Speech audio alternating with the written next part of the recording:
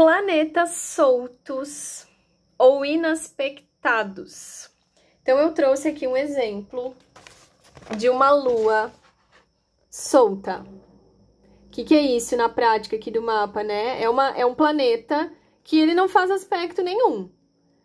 Ele tá solto dentro de uma casa. Então, aqui a gente tem uma lua a 11 graus do signo de Gêmeos dentro da casa 4 e ela não tá conversando com ninguém.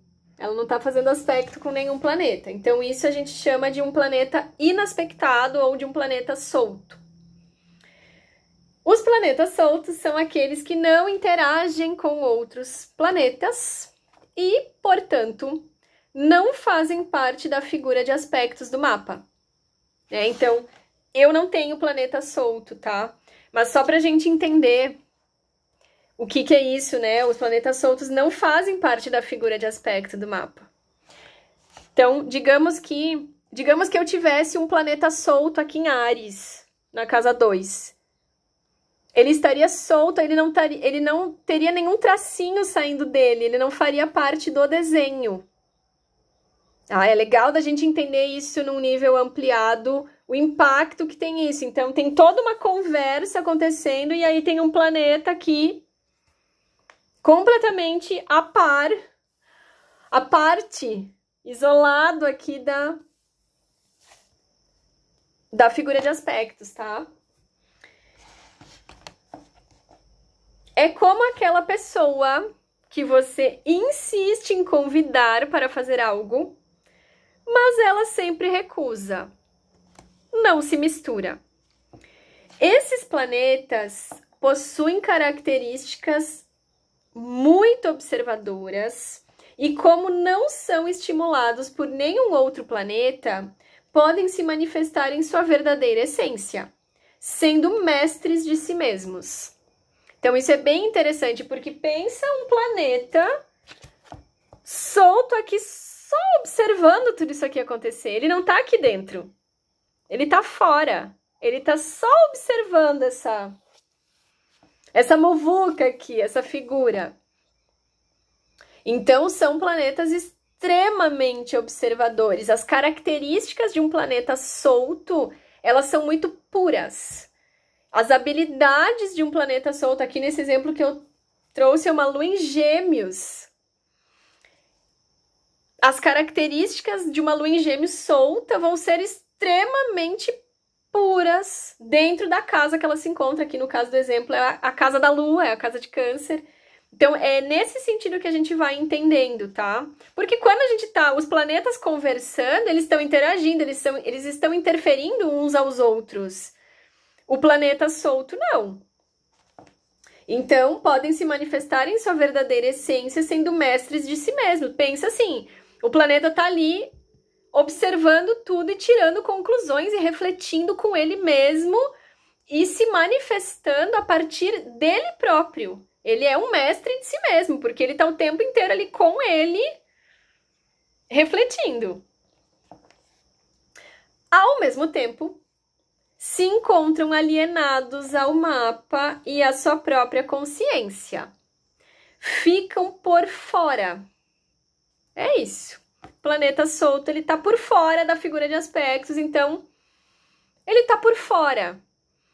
Porque uma coisa é ele observar de fora tudo isso aqui e ir tirando conclusões, e ir tirando e fazendo conexões e pensando isso, pensando aquilo sobre um planeta, sobre outro. Mas se ele não tá dentro, ele não tem como saber exatamente o que tá acontecendo dentro. Então, ele tá alienado. Ele tá por fora. Podem permanecer à mercê do entorno, se adaptando e sendo influenciado pelos ambientes até que assimilem a liberdade envolvida em não receber distorções de outros planetas. Porque é isso. O planeta solto, vamos pegar o exemplo aqui dessa lua, então, em Gêmeos, aqui na casa 4. Quem é que influencia? Esse planeta, ele é interferido por quem? Pelo quê? Pela casa onde ele tá. E a casa onde ele tá tem um dono. É isso que a gente não pode esquecer, né? Ele tá solto, mas ele tá sendo influenciado. Então, por exemplo, tá? Vamos fingir aqui que a minha lua seria uma lua em Áries, solta, dentro aqui da casa 2, tá? Ah, ela tá sozinha aqui em Áries e tal, tá olhando tudo de fora? Tá, mas ela tá dentro de uma casa. Quais são os assuntos dessa casa? Ela vai ser influenciada por isso. Ah, mas não tem nenhum outro planeta nessa casa. Talvez tivesse, mas digamos que não tenha. Tudo bem, mas essa casa tem um dono. No caso aqui, a minha casa 2 é regida por peixes. No caso, a minha casa 2 tem 2 donos, que é Júpiter e Netuno. Eles comandam a casa 2. Então, uma lua solta na casa 2, ela tá solta, mas ela tá à mercê do dono da casa. Ela vai responder ao dono da casa. Então, ela tá solta, mas ela não tá, né? E é legal isso, porque o planeta solto, ele precisa, se a gente tem, quem tem planeta solto, e aí assim, ó, eu até escrevi aqui, planetas que não fazem aspectos azuis ou vermelhos com outros pontos também são considerados soltos em um contexto geral, pois não interagem significativamente com a figura de aspectos, tá? E aí é aquilo que eu falei antes. Os aspectos verdes, eles são muito sutis, eles são muito efêmeros. Então, se eu tenho uma lua, por exemplo, que ela interage só com linhas pontilhadinhas com a figura de aspecto, ela tá interagindo, mas se eu for pegar num amplo da coisa, num contexto mais geral, ela pode ser considerada uma lua solta, tá? Porque ela não é afetada de uma maneira direta, ela não é afetada de uma maneira mais concreta, então eu posso considerar ela como uma lua solta, tá? Então, daqui a pouco eu vou falar das orbes, também tem esses... Aí vai depender de quem tá lendo o mapa, da pessoa que tá interpretando, se vai considerar, se não vai considerar, mas é só pra gente entender isso, tá? Que, no geral, quando o planeta só faz aspecto verde com os outros, ele é solto, porque ele não tá recebendo influências enfáticas, né? E aí é isso. Tem muita liberdade num planeta que ele é solto, muita. E essa liberdade que tem nele, ela precisa ser assumida, porque senão ele sempre vai se sentir à mercê. Ou ele vai se sentir sempre muito solitário, e isso vai refletir na personalidade da pessoa dona daquele mapa, né? Então, uma lua solta, às vezes a pessoa ela pode se sentir muito solitária, muito incompreendida, muito não entendida, sabe? Porque ela tem a sensação que ela não consegue interagir, que ela não consegue se expressar. Então é legal observar, tá, mas peraí, quem que é o dono da casa aqui onde eu tô morando? Porque ele vai ser o meu mediador. Ele vai ser o meu mediador, né? Então, é ele que vai me contar o que tá acontecendo ali, sabe? É ele que vai me contar e que vai fazer com que eu me desenvolva e que eu possa desenvolver mais a minha observação aqui de fora, porque um planeta solto, ele sempre vai ser um planeta solto. E sempre tem muito, como qualquer ponto do mapa, é muito legal ter esse ângulo, ter essa perspectiva. Tem muito valor ter um planeta solto, sim, é um ângulo diferente. Tu poder ter essa perspectiva mais de fora, mais isolada da muvuca toda ali acontecendo. Vai ser um planeta ali que ele vai desenvolver habilidades bem específicas. Completamente específicas. E talvez, assim, a pessoa dona daquele mapa sinta aquilo de uma maneira, nossa, eu tenho aqui a minha vida, onde acontecem várias coisas, mas eu tenho algo aqui que é muito peculiar e muito específico, porque tem uma parte minha que ela consegue se desencaixar aqui do resto e fazer outras coisas completamente distintas. Mas se eu quiser me integrar à cultura, eu também posso, porque daí eu posso lembrar que o dono da casa onde está esse planeta solto é o meu mediador também. É o signo onde esse planeta se encontra. Então, digamos que seja uma... Aqui, vamos pegar o exemplo, né? Uma lua em Gêmeos. Quem que é o regente de Gêmeos? É Mercúrio. Mercúrio tá onde? Tá lá não sei aonde, conversando com não sei quem. Bom, ele vai me trazer informações também, né? Então é isso que a gente precisa entender, que o planeta solto, ele tá solto, e ele tem essas características de planeta solto, mas ao mesmo tempo, não tem como ele estar completamente perdido, a parte do todo, porque ele vai estar recebendo de uma maneira ou de outra, claro que é de uma maneira mais indireta do que os outros planetas, mas ele vai estar recebendo as informações também. E aí, então, vamos falar sobre as orbes, tá? As orbes se tratam das órbitas, as redondezas dos planetas, o espaço que os circunda. A nível prático, fala da tolerância de graus em relação aos ângulos que os planetas fazem uns com os outros. Os astrólogos divergem muito em relação a esse assunto, mas, como base geral, a orbe considerada é de 10 graus. Então, eu falei isso no primeiro vídeo que eu comecei a falar sobre os aspectos, sobre a questão da orbe, e agora a gente vai falar mais pontualmente sobre isso, tá?